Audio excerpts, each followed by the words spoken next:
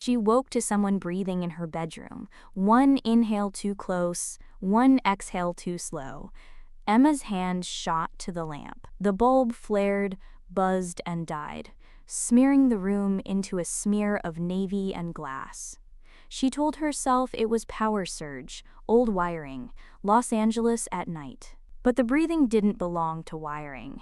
It belonged to something that paused when she paused, and leaned when she leaned, as if the dark itself had a body. She slid her fingers across the nightstand, found her phone, and lit the screen. A pale rectangle cut the room. That's when she saw them. Not one shadow, but a tangle of them in the corner near the dresser. A pooled stain like ink dropped into water, shivering as if the air were cold. Shadows don't shiver, she thought, unless they're attached to something living. Hello? Her voice sounded like it was trying not to wake someone. The shadows tilted. They didn't lengthen from her phone's glow. They leaned toward it, toward her, like moths that preferred absence to light. She snapped a photo. The flash slapped the room white. For a fraction of a second, she caught a shape in the corner. Long arms, a ribcage like a tangled coat rack, a mouth too wide, and worst of all, the faint suggestion of her own jawline inside the thing, like someone had stretched her reflection and pinned it to the wall. The photo on her screen showed only darkness. The breathing resumed. Closer. She yanked the duvet over her mouth, as if cotton could filter whatever it was. The ceiling creaked. 9th Street, and a building old enough to remember earthquakes and teenagers sneaking in by the fire escape. Pipes ticked. The refrigerator hummed. Normal things. Except the breathing lived between those sounds, braiding through them. She reached for the door. The knob was cold metal, a small moon in her palm. It turned. The latch clicked. She pulled, and felt resistance, as if the wood had swollen into the frame. The door eased 2 centimeters and stopped, like lips refusing to part. On the other side, a strip of hallway light flickered off, on, off, as though a hand passed back and forth in front of it. Then the shadows in the corner said, in her voice but not her mouth, "You invited us when you moved in." By morning, the apartment tried to look innocent. Dusty sunlight pushed through the blinds, floating in careful columns as if staged. Emma made coffee strong enough to strip paint, convincing herself that adrenaline had written last night on her nerves. But the kitchen floor betrayed her. 4 thin scratches in a staggered line from the bedroom threshold to the fridge, arcs that matched the reach of something crawling. She bent close, tiny crescents of wood curled up like fingernail parings. Her phone had 5 unsent texts to her sister. She toggled airplane mode, off, on, nothing. Every message spun forever beside a gray exclamation point. When she tried to call the building manager, she heard ringing, then her own voice picking up, "Leave it outside the door." Click. She checked the door. A manila envelope lay against the frame that hadn't been there at sunrise. No name. No stamp. Only her unit number in a shaky felt-tip scrawl. Inside, a single page. Do not stay past the 3rd night. The shadows do not forgive. Her spine went cold. She'd moved in 2 nights ago. If the note were true, tonight was 3. She needed air, people, sound. The street below should have been spine-tingling with traffic. She unlatched the window. It didn't budge. She pried with a butter knife until the metal sang. The glass held. She cupped her hands to the pane. Outside, the boulevard moved like a screensaver. Cars gliding but never getting smaller. A jogger whose ponytail never swung. 2 neighbors strolled past with identical steps, synchronized as if looped. And their faces? No. She blinked hard. When she looked again, the faces were there but blurred, as if smeared by rain that wasn't falling. She forced herself into activity, opened boxes, stacked plates, hung a mirror. The mirror hated her. It reflected the room truthfully, except for the shadows. It shaved them off the image, as if obeying some different geometry. The corner where the thing had stood last night looked clean in the glass. Innocent. like a lie told with a straight face. At sunset, the bulbs brightened, then dimmed like lungs. The door chain rattled by itself, the way a dog leash taps a wall when an owner fidgets. Emma put her ear to the wood. On the far side, footsteps approached, single and slow, and stopped with a deliberate finality that made her picture a bare foot gently flattening, heel to toe, right outside. "Who are you?" she asked. Through the peephole she saw only the opposite wall, but at the edge of the frame, a shadow waited. Hers, except it fell toward the door from the wrong direction. She slept in the living room with every light on. Sleep arrived anyway, jagged and thin, breaking every few minutes against the scrape of the vent. When she finally jerked fully awake, the clock on the oven read 3:03, then 3:02, then 3:03 again, as if minutes had learned doubt. She decided to break the building spell with something simple. Walk down the hall, knock on a neighbor's door, ask for a wrench, sugar, a reality check. She threaded the chain, turned both deadbolts, pulled. The door yielded halfway and stuck again, but this time she wedged a canvas shoe in the gap and shoved her shoulder against it until her clavicle burned. The wood sighed open like an irritated breath. The hallway smelled faintly of ozone and old perfume. Every apartment door was numbered except the one opposite hers. Where brass numerals should have been, there were clean rectangles of darker paint, as if the numbers had recently been unscrewed and pocketed. The elevator at the end of the corridor glowed 4, then 5, then 4 again, skipping 3 with stubborn disdain. Emma pressed the call button. The panel hummed without opening, like a throat clearing. A door down the hall cracked open. A woman peered out, mid-40s, neat braid, the wary eyes of someone who had memorized the shape of every strange sound. "You're in 307, the woman said. It wasn't a question. "Yes, do you hear things at night?" The woman shushed her with a finger. "Don't give it nouns, it grows around nouns." "What is it?" "Not a noun," the woman said, and shut the door. Back inside, Emma paced until pacing turned to tracing patterns. Corners she avoided, lines she didn't cross, the way prey becomes map. She opened the closet and found a Polaroid tucked into the door jamb. The picture showed her apartment years ago. The same window, the same stubborn radiator, the same long shadow in the corner even though the ceiling light was on. A man stood just out of frame, half of his shoulder visible. On the white border, a black ink note. "If you stand where it stands where you stood." Her phone buzzed. Hope spiked. A new voicemail, from her sister's number. She put it on speaker. Static filled the room, then a familiar inhale, then Emma's own voice whispering from the tiny speaker, in perfect mimicry, "Don't come over, I'm already here." Click. The mirror on the wall flashed of its own accord, a quick fish-scale ripple. Behind Emma, only in the glass, someone else crossed the kitchen. When she spun, the room was empty. In the reflection, the other Emma paused by the sink and tilted her head with a puzzled affection, as if watching a pet attempt speech. The oven clock slid from 3:03 to 3 o'clock and stayed. On the third evening, she built herself armor out of rules.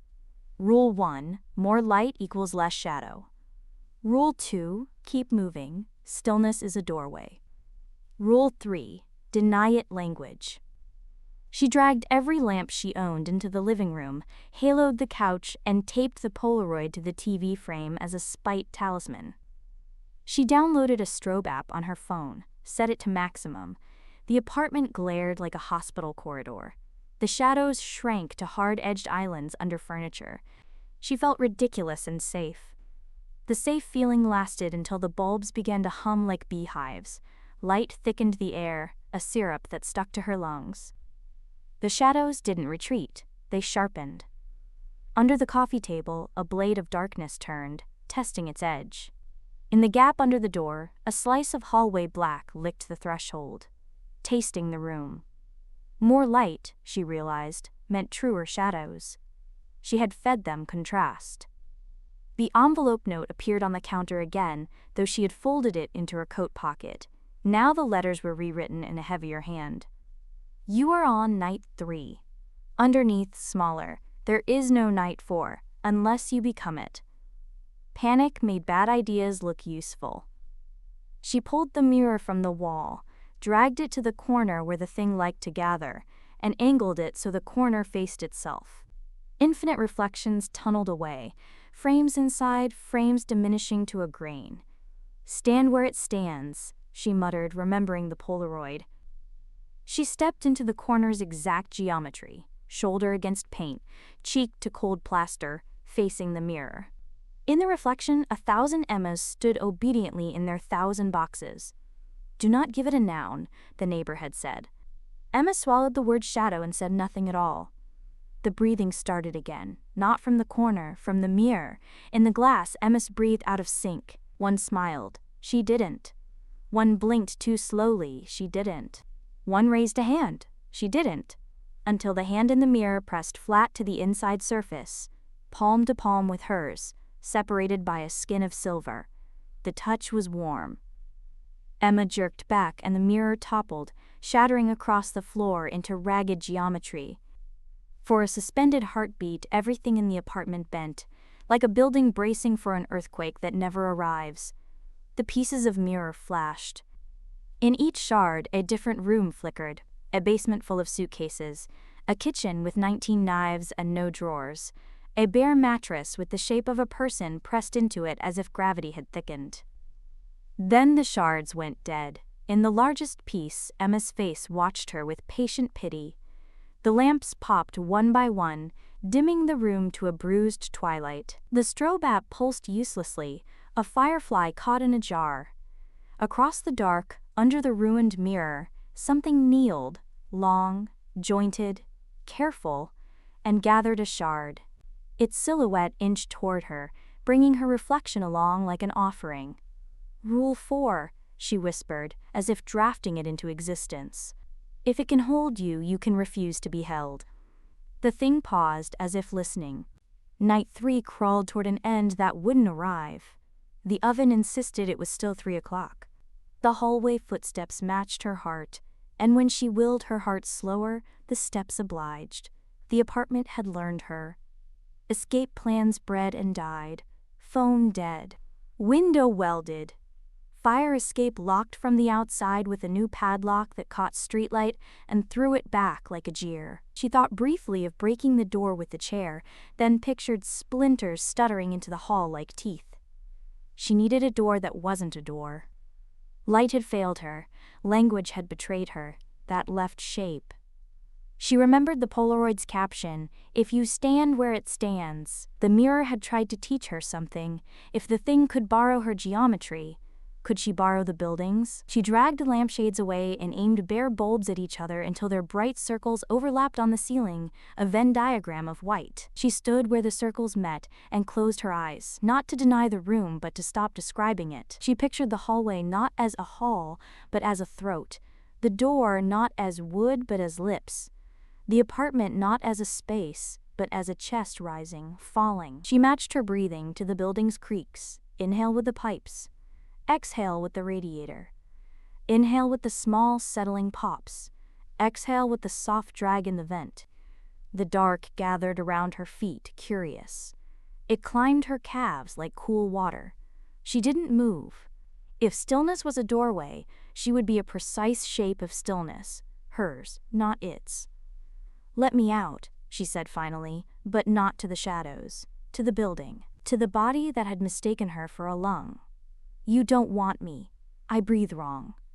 She made her breaths chaotic, 3 short, 1 long, a gasp, a laugh. She stuttered herself into a pattern a living thing wouldn't adopt. Something changed. The stuck door eased, wood de-swelling from frame as if unclenching. The slice of hallway dark brightened. The footsteps took 2 uncertain paces backward, like a person admitting they'd stood too close. Emma grabbed her coat and the note. She didn't look at the shards. She didn't gift the moment a reflection. She hauled the door open. The corridor yawned clean and empty, numbers intact now, the elevator finally content to display 3. She sprinted. The elevator doors parted like a stage trick and closed on her heartbeat. On the ground floor, the lobby was the same, except for the absence she hadn't noticed until now. There were no mirrors, not one, just matte paint that refused shine. She pushed into the street. Cars moved. A bus roared. The jogger's ponytail swung. Faces had eyes again, mouths that frowned at the woman who looked like she'd slept in fear. Her phone bleeped. 5 texts to her sister flew at once. The latest voicemail offered a normal thing. "Call me Em," Mom's asking. She laughed, and it sounded like a human being might have made it. In the glass of the darkened florist's next door, her reflection ran alongside her, a little behind, a little ahead. Normal. She slowed. The reflection slowed. Good. At her corner, she risked one last look, back up at her apartment window. For a heartbeat, the room was visible, lights off, curtains half drawn. Someone, some version, stood at the glass and mirrored her exactly. Emma lifted a hand. The figure lifted a hand. She stepped back. The figure stepped back. But as she turned away, the glass in the florist's window caught just enough light to show one more small detail. Her reflection kept waving a half-second after she'd dropped her hand. A polite, lingering goodbye, or a promise. She did not look back again. She walked until the city's noise insisted on her reality, and the note in her pocket warmed with her skin. Later, when she unpacked far from 9th Street and taped new rules to a new fridge, she wrote them simpler. Never trust light. Mirrors report to themselves. Don't give the dark a name. If a place learns your breath, change the way you breathe. Leave by a door that isn't a door. She fell asleep in a clean rectangle of moonlight. Somewhere, in an apartment she didn't live in anymore, a shape stood perfectly still in a corner, refusing to be still.